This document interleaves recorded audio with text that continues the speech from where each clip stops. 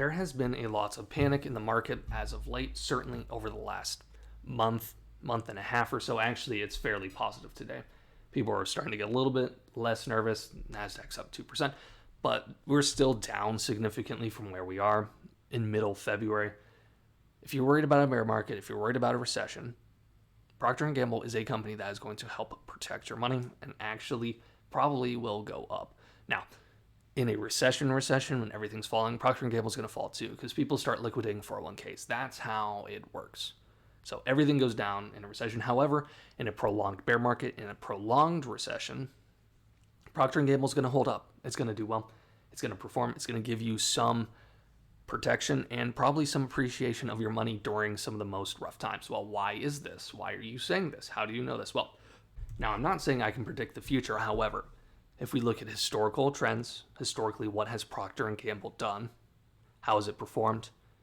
What is the business itself? That indicates that it's going to do well in that sort of market environment. Well, why is that? Well, one, what they sell specifically is the necessities of life. It's not the luxuries.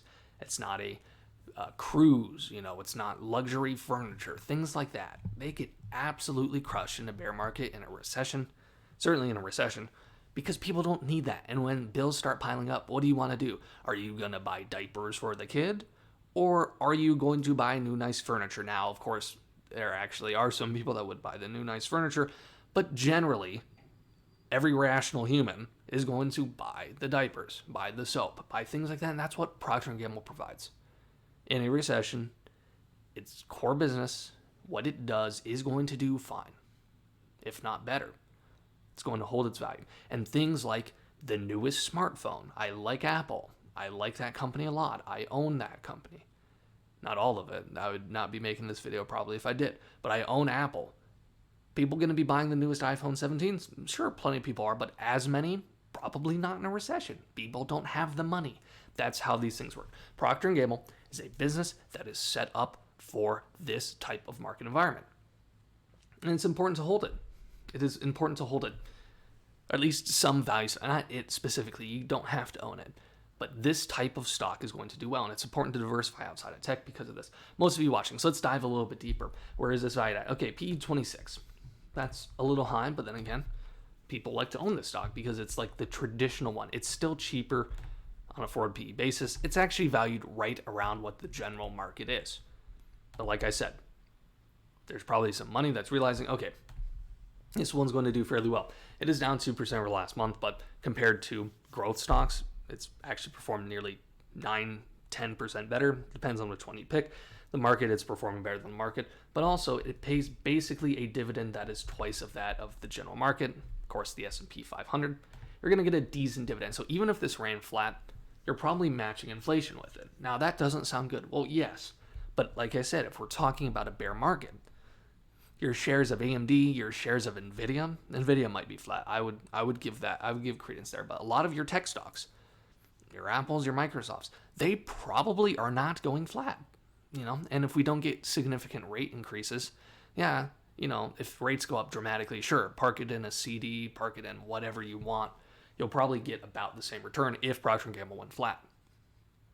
But if they don't, I don't know, is 1% off Procter & Gamble and 2.42% in the dividend compared to 3.5% in a CD that much different? And that's just assuming Procter & Gamble is basically flat. There is a good chance that it goes up in this sort of market environment. Probably a pretty substantial chance. I want to make two quick points when we zoom out Procter & Gamble. I've tried to record this a number of times, so I'm going to try to keep it quick, and if you don't understand, ask me in the comment section. First one's pretty simple, though. It's been growing consistently for the last 30 plus years. There are very few companies on the market you can say, oh yeah, this is a viable company, multi-billion-dollar company I can buy in. It's been doing well since the 1990s. Now there's plenty that have been around, but even companies like, I'm pretty sure, not an Apple, but the company Apple, they were around in the early mid-90s, but they weren't really doing well. It wasn't a company you're like, oh yeah, I need to buy into this. It happened. There's stories out there. People have still held some shares. It's pretty freaking rare. This wasn't a company that was doing well. Procter & Gamble is. They are a company that's been doing very well for the last 30 plus years. That is pretty good.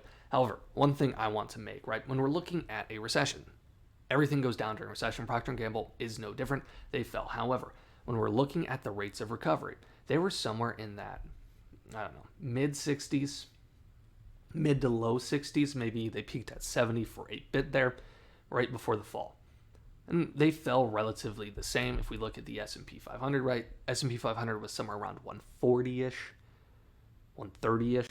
They fell, but if we're looking at early 2010, by early 2010, Procter & Gamble had basically recovered. They were floating in that mid to low 60s again.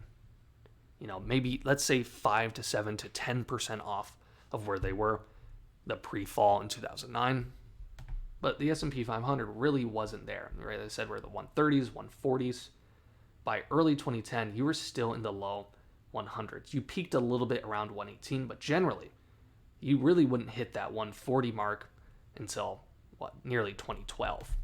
While Procter & Gamble basically recovered significantly before that. You were off, let's say, 15 to 20% for the S&P 500 compared to, let's say, 5 to 10% for Procter & Gamble. Now, I'm not saying it's going to exactly match that. However, history tells us, and it's not that surprising, Procter & Gamble is going to do better during a recession than the general market. It just is. That's how it works. That's how these companies operate. I've recorded enough. I've recorded 2 videos back to back, so my voice is shot at this point. If you enjoyed, I'd appreciate if you like and subscribe.